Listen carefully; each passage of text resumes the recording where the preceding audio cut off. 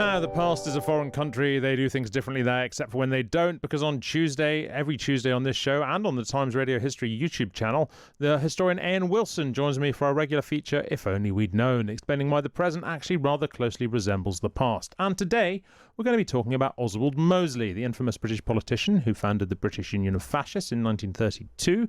On Saturday, just to put this in context, up to 150,000 people took part in a rally in London titled Unite the Kingdom, led by the far-right activist Tommy Robinson. Here's Robinson speaking at that rally. Let me tell you what I see today. Something that was asleep for so long. I see the British spirit. They have underestimated us for so long. And time again, every time they think they beat us down, we come back stronger. And here is Mosley speaking. We say, and I ask you to say with us, lift up your voices in this great meeting in the heart of England. Send to all the world a message. England lives and marches on. To be clear, we are not suggesting that 150,000 people who marched through London this weekend were all fascists. We are looking at the links between Robinson and Mosley, and Ian Wilson is with me now.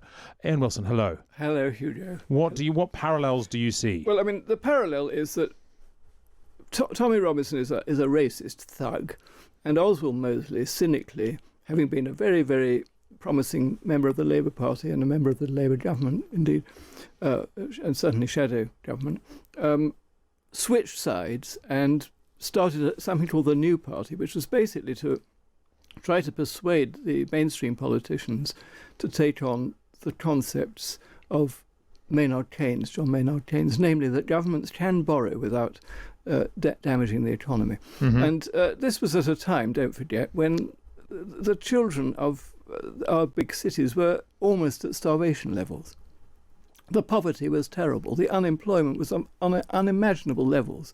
And the mainstream politicians would not adopt these obvious Keynesian policies which, since the Second World War, have saved Western Europe from going bankrupt. So, I mean, there was very strong reason to support the ideas of Mosley, and lots of perfectly reasonable people joined this thing called the New Party. But then he went too far. He put on these ridiculous uniforms, trying to be a kind of English Mussolini, the black shirts.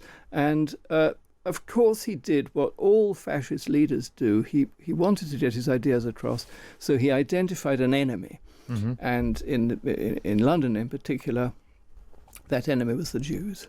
And so he allowed, with horrible cynicism, because I don't think he was particularly obsessed by the Jews himself, he allowed the people of the East End in London to go round the East End bashing up synagogues, Jewish shops, etc. And when he was challenged about this by his former decent-minded friends, he said, "You've got to let the lads have their bit of fun." Nice. That was his response, thereby labelling him forever, in my opinion, as an absolutely horrible figure. But the question is, we often use the word fascist now. You say Tommy Robinson's a fascist, or Nigel Farage is a fascist, more or less anybody you don't like is a fascist. Donald Trump said Kamala Harris was a fascist. I would say that Trump himself exhibited only some of the fascist tendencies, namely that you have a very distinct set of economic and political ideas, and you want to get them across to the masses, to the big crowds, to the people who are going to vote, and so you identify an enemy. Mm-hmm. And certainly Trump has managed to do that, and certainly the crisis of immigration in Europe and migration in Europe is enabling the Tommy Robinsons of this world and the Nigel Farages of this world to say it's all the fault both of the wishy-washy liberals who are letting all these dreadful people in, and then these people with brown skins and who are Muslims and so on and so forth.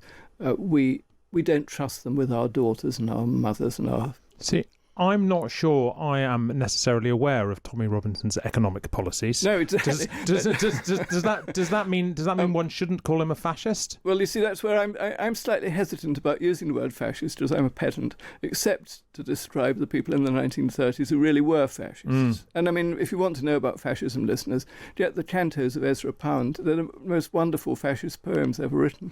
And I mean, Pound, as you know, was arrested at the end of the war for being a fascist. and for wanting Mussolini to win the war against America.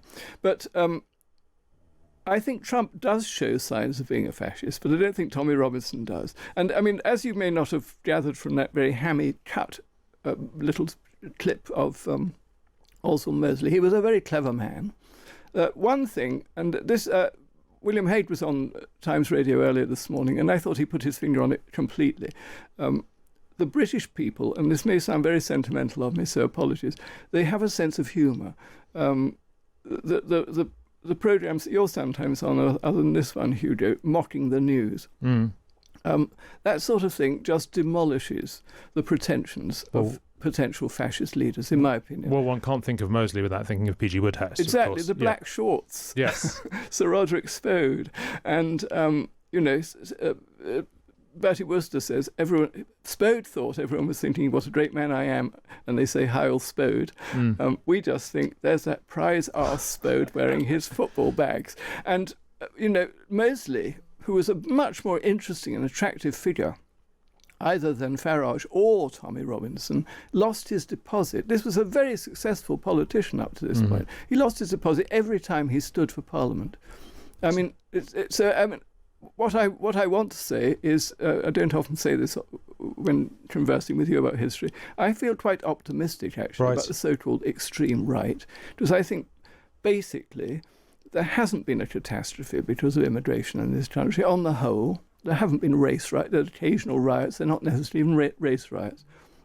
We tend to be rather good at living together with people of different cultures and ethnicities in this country. And we have a very strong cynicism, hooray, about politicians. And we think, most of them, that they are fairly stupid, and we laugh at them. And that's quite right.